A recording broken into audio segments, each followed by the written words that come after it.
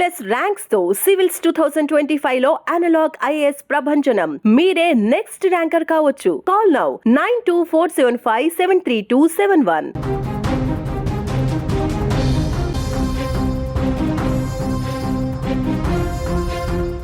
అమెరికాలో మరో తెలుగు విద్యార్థి మృతి చెందినటువంటి ఘటన సంచలనంగా మారింది. తెలంగాణకు చెందిన ఒక యువకుడు అక్కడ దారుణంగా చనిపోయినటువంటి ఘటన సంచలనంగా మారింది. కళ్ళల్లో కోటి ఆశలు, గుండెల నిండా ఎన్నో కలలు, కన్నవారి ముఖాలలో ఆనందాలు చూడాలని, ఉన్నత శిఖరాలను అధిరోహించాలని ఆ యువకులు 7 సముద్రాలు దాటారు. అమెరికా వెళ్తే తమ బిడ్డల భవిష్యత్తు బంగారం అవుతుందని ఆ తల్లిదండ్రులు కూడా భావించారు ఇక్కడ. కానీ అదే అమెరికా ఆ కన్నవారికి కడుపు కోత మిగులుస్తుందని వారు ఊహించలేదు. అక్కడ యమపాశంలా మారిన గన్ కల్చర్ మన తెలుగు బిడ్డల నూరేళ్ల ఆయుష్ను నిలువునా తుంచేస్తోంది. తాజాగా తెలంగాణకు చెందిన మరో ఐటీ ఉద్యోగి, ఉన్నత విద్యావంతుడు అమెరికా వీధులలో దుండగుల కాల్పులకు బలయ్యాడు. కన్నవారికి కోలుకోలేని శోకాన్ని మిగిల్చాడు. మేడ్చల్ మల్కజ్గిరి జిల్లా గుండ్లపోచంపల్లికి చెందిన కుంచ శ్రీనివాస, నీలిమా దంపతుల కుమారుడు కుంచ అన్షుల్. వయసు కేవలం 28 సంవత్సరాలే. 2023లో ఎంతో ఉత్సాహంగా అమెరికాలో అడుగుపెట్టాడు.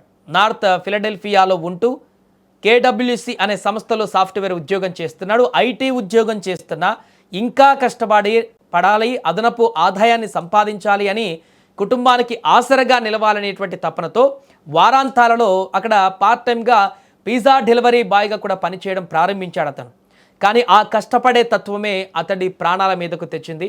అర్ధరాత్రి ఎడ్గ్లీ స్ట్రీట్లోని రేమాండ్ రోజెస్ హోమ్స్ ప్రాంగణం నుండి 3 పిజ్జాల ఆర్డర్ వచ్చింది. సమయం అర్ధరాత్రి 12:30 సమయం. అన్షుల్ తన వాహనంలో ఆ నిర్మానుష్య ప్రాంతానికి వెళ్ళాడు. లొకేషన్కు చేరుకొని పిజ్జా డెలివరీ ఇచ్చేందుకు కారు దిగి లోపలికి వెళ్ళాడో లేదో అంతలోనే చీకట్లోని మాస్కులు ధరించిన రాక్షసులు హఠాత్తుగా చుట్టుముట్టారు. చేతుల్లోని తుపాకులతో అన్షుల్ పైన 3 రౌండ్లు కాల్పులు జరిపారు. ఆ క్రూరమైన బుల్లెట్లు అన్షుల్ తల వెనక భాగంలోకి దూసుకువెళ్ళాయి. క్షణాల్లో ఆ యువకుడు అక్కడికక్కడే రక్తపు మడుగులో కుప్పకూలిపోయాడు. కాసేపటికి అటుగా వెళ్ళిన వారు చూసి పోలీసులకు సమాచారం ఇచ్చేసరికి అన్షుల్ అప్పటికే ప్రాణాలు కోల్పోయాడు. ఘటనా స్థలంలో 3 బుల్లెట్ షెల్స్ లభించాయి. అసలు అతడిని ఎందుకు చంపారు? కేవలం దోపిడీ కోసమేనా, లేక మరేదేమైనా కారణం ఉందా అనేటువంటిది ఇప్పుడు తెలియాల్సి ఉంది. అమెరికాలో తెలుగు విద్యార్థులు, యువకులు ఇలా గన్ కల్చర్కు బలి కావడం ఇదే మొదటిసారి కాదు. గతంలో జరిగిన కొన్ని దారుణ సంఘటనలు ఇప్పటి తెలుగు రాష్ట్రాలను కుదిపేస్తూనే ఉన్నాయి. ఒకసారి ఫ్లాష్ బ్యాక్లోకి వెళితే వరంగల్కి చెందిన శరత్ కుప్ప అనే 25 ఏళ్ల విద్యార్థి గుర్తున్నారుగా. మిస్సోరీ యూనివర్సిటీలో ఎంఎస్ చేస్తూ పార్ట్ టైం జాబ్ చేస్తున్న సమయంలో ఓ రెస్టారెంట్లో చొరబడి దుండగులు జరిపిన కాల్పుల్లో శరత్ ప్రాణాలు కోల్పోయాడు. కన్నవారిని అండగా ఉంటాడనుకున్న కొడుకు శవమై వచ్చేసరికి ఆ తల్లిదండ్రులు పడినటువంటి ఆవేదన వర్ణనాతీతం. అలాగే సంగారెడ్డికి చెందిన నక్కా సాయి చరణ్ అనే మరో సాఫ్ట్వేర్ ఉద్యోగి కథ కూడా ఇంతే విషాదకరంగా మారింది. మేరీలాండ్లో తెల్లవారుజామున కారులో వెళ్తుండగా నల్ల జాతీయుడు జరిపిన విచక్షణారహిత కాల్పులలో సాయి చరణ్ తలకు బుల్లెట్ తగిలి అక్కడికక్కడే మరణించాడు. ఇలా ఎంతోమంది మేధావులు, ఉన్నత చదువులు చదివిన తెలుగు బిడ్డలు అమెరికాలోని ఉన్మాదుల తుపాకీ గుళ్లకు బలైపోతున్నారు. ఇప్పుడు అన్షుల్ మరణంతో గుండ్లపోచంపల్లిలో విషాద ఛాయలు అలుముకున్నాయి. తమ బిడ్డ ఇక లేడనే వార్తను ఆ తల్లిదండ్రులు తట్టుకోలేకపోతున్నారు. అమెరికా ప్రపంచంలోనే సూపర్ పవర్ దేశం కావచ్చు, కానీ అక్కడ సామాన్యుడి ప్రాణానికి రక్షణ లేకుండా పోతుంది. కఠినమైన తుపాకీ నియంత్రణ చట్టాలు లేకపోవడం వల్ల వీధిన ఉన్మాదులు తుపాకులతో తిరుగుతున్నారు. కేవలం కొన్ని డాలర్ల కోసం లేదా చిన్న కారణాలకే ప్రాణాలు తీసేస్తున్నారు. ఇప్పటికైనా భారత ప్రభుత్వం, ముఖ్యంగా తెలుగు రాష్ట్రాల ప్రభుత్వాలు అమెరికాలోని మన విద్యార్థుల, ఉద్యోగుల భద్రతపైన అక్కడి అధికారులతో మాట్లాడాలి. అలాగే అమెరికా వాళ్ళే మన తెలుగు యువత కూడా తాము ఉండే ప్రాంతాలు, పార్ట్ టైం ఉద్యోగాలు చేసే సమయాలలో అత్యంత అప్రమత్తంగా ఉండాలి. రాత్రిపూట ఒంటరిగా నిర్మానుష్యపు ప్రాంతాలకు వెళ్ళేటప్పుడు 100 సార్లు ఆలోచించాలి. కన్నవారి కళ్ళల్లో ఆనందం చూడాల్సింది పోయి ఇలా కన్నీళ్లు మిగిల్చడం ఎంత దారుణం.